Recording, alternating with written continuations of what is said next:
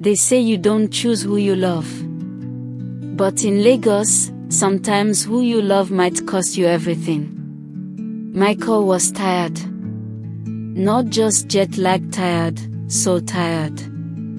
An American tech consultant, 37, freshly divorced and emotionally bankrupt.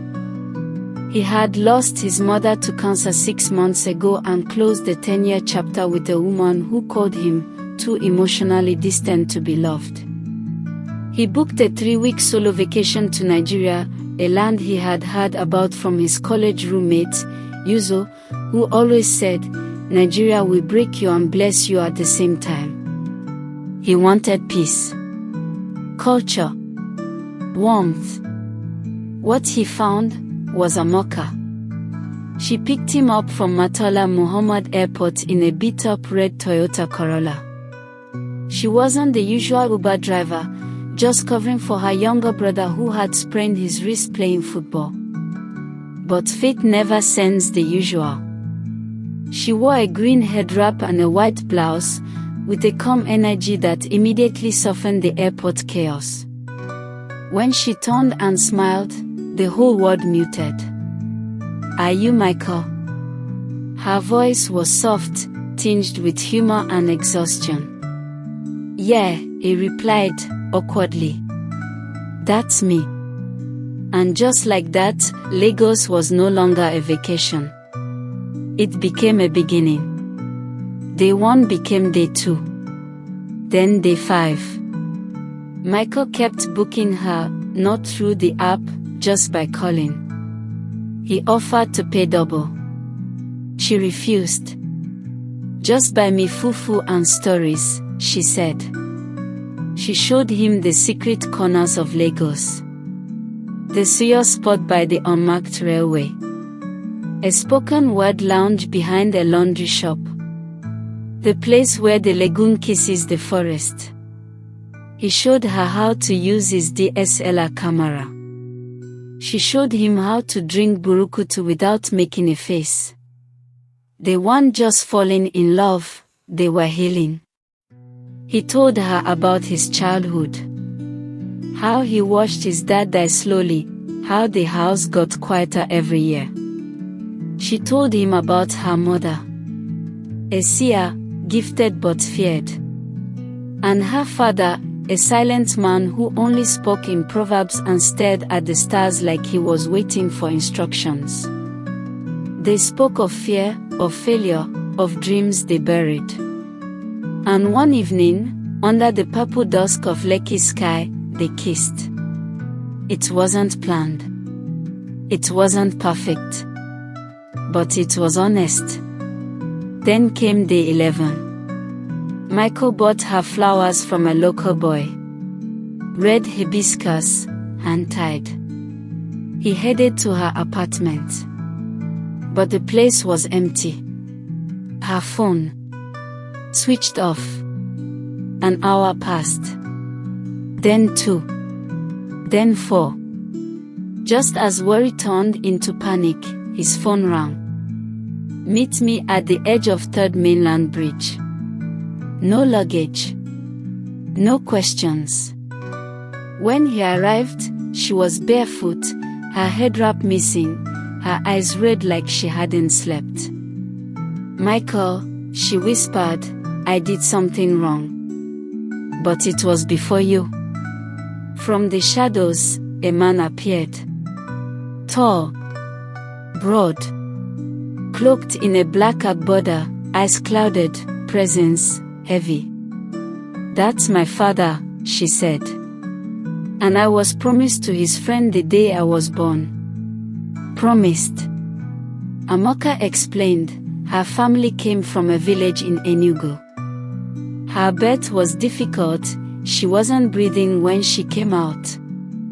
The village seer told her parents she could be revived, but only if she was spiritually pledged to a god, through a man twice her age, her father's oldest friend, a man who had lost 3 wives and sought a 4th to bind the covenant. "And what if you don't marry him?" Michael asked. Her voice cracked. Then the gods will collect blood. Yours. He tried to laugh, but her face held no humor. That night, Michael collapsed. He vomited salt water, cried blood, dreamed of a woman in white dancing on fire. Doctors found nothing. Every test returned normal. But Amoka knew. The curse had begun. She begged her mother, now frail and blind, to help. But her mother simply said, "A bond is a bond. You knew the price." Still, Amoka refused to let him die.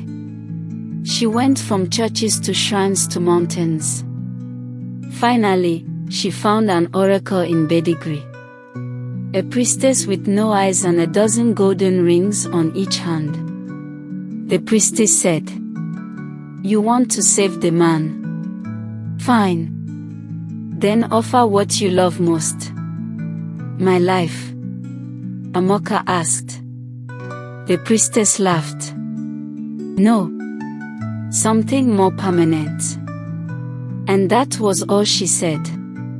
Amoka left for 3 days. Michael thought she had abandoned him. He wrote a goodbye letter. He recorded a video to his sister in Georgia. But then, he woke up. He could breathe. No bleeding. No pain. The fire dream stopped. She was beside him. Pale, silent. "What did you do?" he asked. She said nothing. Just touched his face. They tried to return to normal. Dates. Drives. Dancing. But she never smiled fully again. Never wrote another poem. Her laugh, once a sunrise, was now a sunset. One day, a letter arrived.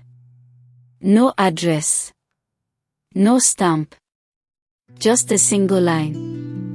"The sacrifice is sealed. She no longer belongs to this world." He demanded answers. So she told him the truth. To save him, she had sacrificed her soul's peace. She would live, love, laugh. But when death finally came for her, there would be no heaven, no rest, no reincarnation. Just wandering. Forever. She had bought him life. At the cost of her eternity. Michael wept. But she just whispered, "I'd rather be your ghost than his wife."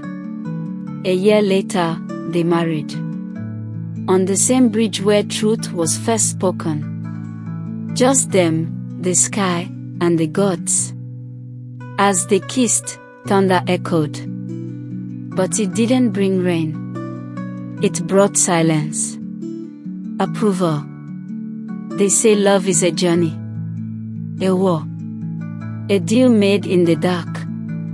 But in Lagos, sometimes, it's a woman choosing to burn. So the man she loves can breathe. And that love still walks among us. Just look for the girl in the red Corolla. Smiling, like she knows something you don't.